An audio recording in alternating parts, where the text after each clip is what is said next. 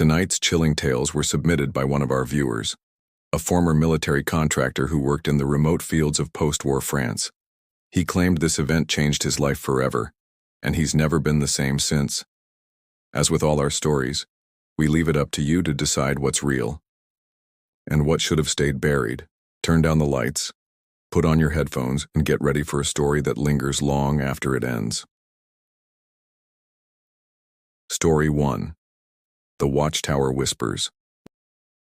The war was over, but in the sleepy French countryside of Ardennes, it still whispered through the cracks in the stone walls, echoed in the empty watchtowers, and lingered in the shadows of the pine woods that flanked the village of Belrève.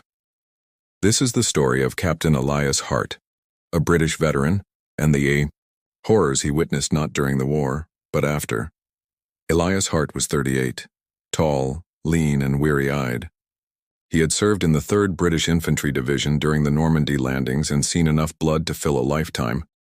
After the war, he had tried to go home to Manchester, but the walls of his apartment felt tighter than a coffin. When the ministry offered him a contract job as a post-war surveyor in rural France to assess abandoned military sites, he took it without hesitation. His transport was a weathered black Citroën Traction Avant, 1939 model, still bearing scars of war on its dented fenders. On October 12, 1947, under a bruised gray sky, he drove alone through a narrow, cracked road that snaked through the dense forest. The air was thick with the scent of wet pine and decomposing leaves. Rain pelted the windshield in slow, deliberate droplets, and every gust of wind made the branches creak like aching bones. His destination, Watchtower 34, an abandoned German observation post deep in the forest just outside Belrève, a village so small it didn't exist on most maps. It had once served as a Nazi command point, and local legends claimed no one who stepped foot there after dark ever came back quite the same. Upon reaching Belrève, Elias stopped at a creaky old tavern named Le Chien Noir, the Black Dog, for directions and a drink. The interior smelled of damp wood and smoke.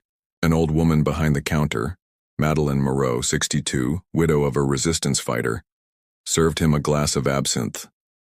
"You're going to the Watchtower?" she asked, her eyes sharp under the folds of age. "Yes." "Why?" Elias replied. She hesitated. "The forest remembers, monsieur. Blood sinks into the roots. Screams stain the air." He scoffed softly. "I've seen real war. I doubt a few ghost stories will scare me." Madeleine leaned in. "Then remember this. If you hear the boots march after dark, don't look back. And if you hear voices speaking German, pray they don't notice you." Her eyes didn't blink as she spoke. By 4 p.m., Elias had reached the tower. It was a squat, square stone structure partially swallowed by ivy, standing alone on a hill surrounded by fog-soaked trees. The remnants of rusted barbed wire coiled at its base like a nest of metallic vipers. The steps groaned under his boots as he entered, flashlight flickering. Inside, moss grew between bricks. Old bullet holes still marked the walls. But the strangest thing was the smell. A pungent blend of iron, mildew, and something like burnt meat. He set up his gear, a notebook, camera, and a small recorder. As he inspected the upper floor, he found bloodstains, fresh ones, trailing from the spiral stairs leading down into the basement. "No reports of wildlife down here," he muttered into his recorder. "But something's been bleeding. A fox? Maybe." That night he stayed at the tower. The rain didn't stop. The wind howled like someone screaming into the void. Around 1 a.m., the air inside grew inexplicably cold. Then he heard it. Boots. Heavy, synchronized, marching. Outside. In the mud. He turned off his lamp. Heart pounding. Then came the voices, muffled German commands. The same ones he remembered from Normandy. "Beweg dich." "Stillgestanden." He peeked through the cracks of the boarded-up window and saw shadows, tall and rigid, patrolling the perimeter like spectral sentinels. At dawn, shaken and pale, Elias ventured into the basement with his revolver drawn. It was cramped and smelled like rot. In one corner he found what looked like a makeshift morgue. Body tags written in Gothic script, chains, surgical hooks. Flies buzzed around, dried blood caked on the stone table. On the wall, scrawled in what looked like fingernail. Scratches were the words, "Sie werden nie gehen." They will never leave. Suddenly, the door behind him slammed shut. His flashlight flickered, and in the strobe of broken light he saw them.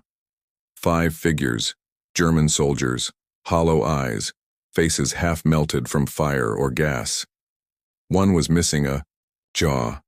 Another carried his own severed hand like a relic. They didn't move, they just watched. Then one spoke. A rasping whisper. Du bist zu spät. Du gehörst jetzt uns. You're too late. You belong to us now. Elias screamed. He rammed the door open and bolted into the forest, stumbling through roots and fog soaked in sweat and rain. The marching followed. Louder. Closer. At one point he turned and saw the shadows gaining on him, their eyes glowing faintly like embers. He reached the car, jammed the keys, and peeled off onto the slick road. For miles he didn't stop, until he crashed into a ditch near Belreve, unconscious. He awoke in the local hospital, Madeleine at his bedside. "They let you go?" she asked, voice full of genuine awe. He didn't speak for hours. Later he turned in his resignation. He never returned to the tower or the forest, but he kept the recorder. And on it, amidst static and wind, you can hear the boots, the German commands, and one voice, whispering his name. They say war ends when peace returns. But in places, soaked with hate where blood ran thicker than rain, some wars never end. Some soldiers never leave, and sometimes the dead don't know they're dead. Story 2. The Hollow Fields of Vercourt. War leaves behind graves, yes. But sometimes it leaves behind something worse. Unfinished screams, buried truths, and eyes that still watch. This is the story of Sergeant Alan Price, a man who returned to the quiet French countryside, only to discover that silence can be the loudest horror of all. Alan Price was 41, a Welshman with a square jaw, graying temples, and a limp that told more stories than his mouth ever would. He had served in the British 1st Armored Division, fighting through Tunisia, Italy, and later in France. He survived ambushes, bombings, and frostbitten winters. But survival, he would tell no one, was its own curse. In 1951, long after the war had ended, he took a contract job as a military gravesite verifier, a role created to double-check post-war mass grave records and ensure no remains were left unaccounted for. This brought him to Vercourt, a forgotten hamlet surrounded by endless golden wheat fields and low rolling hills. Locals called it Le Village des Disparus, the village of the vanished. He arrived in an olive-green 1942 Willys MB Jeep, engine sputtering as the wheels crackled over loose gravel. The air was heavy with the scent of burning leaves. Wind whispered across the fields like distant whispers, and even the birds seemed to avoid the sky above Vercourt. He stayed in an old farmhouse on the village's edge, property of the commune, once belonging to a French officer who vanished in 1944. That first night, the caretaker, a boy no older than 19 named Luc Bellamy, handed him the keys and a warning. "Sir, if you go to the wheat fields, do it before sunset. The dead don't sleep well there." Alan raised an eyebrow. "Dead don't sleep at all, kid." Luc didn't smile. "That's the problem. The records showed a German artillery unit was ambushed by the French resistance and British paratroopers just outside Vercourt in 1944. Over 30 men were buried hastily in a trench, some British, some German, some unknown. Alan hiked to the spot. It was a flat stretch of wheat, with the wind, creating ocean-like waves across the golden stalks. There were no markers, just silence. Even the wind hushed when he stepped into the field. He pulled out a Geiger counter, routine for checking old munitions and shell fragments. It ticked slightly. He crouched and began digging. Less than a foot down, his spade struck metal. A corroded dog tag partially snapped with W. Kramer etched on it. He brushed off the dirt. A chill passed through him, not from the air but something deeper. A pressure. A gaze. He stood up and looked around. The wheat seemed taller now, closer, and then he heard it. Schlop, schlafein. Sleep. Fall asleep. A woman's voice. Soft. Humming. There was no one. Over the next 2 nights, Alan couldn't sleep. He kept hearing footsteps outside. One night he opened the door and found bare footprints in the dirt, leading to the wheat field. He followed them, flashlight flickering. The moon was full, casting the field in silver. Then came the whispers again, more voices now.